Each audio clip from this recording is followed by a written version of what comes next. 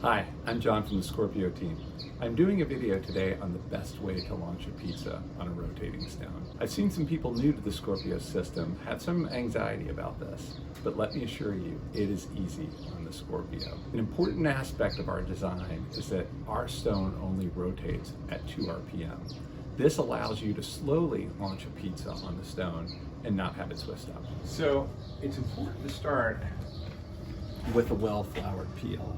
If you're new to pizza making, it's better to have too much than not enough.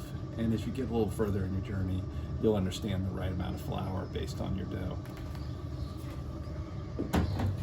So I've got a pizza all ready to go here, and I'm gonna launch it in the oven, which is already at temp here.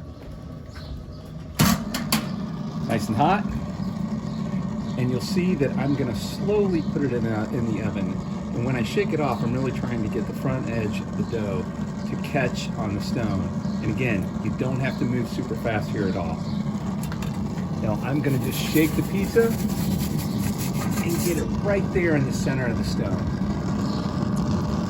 So you can see I make about a 12-inch pizza, give or take, and that fits really well on our 16-inch stone. What you want to avoid doing is using too much force to put in the pizza. Jerking it in there, you've got the potential of having the pizza slide off part of the stone or go back into the burner itself. So now that the pizza is finished, you can pull it out while the stone continues to spin. Really, in the operation of the system, you should be able to leave the pizza stone spinning while you're cooking. There isn't a scenario where you're gonna have to turn it off. Thanks again for being part of the Scorpio family.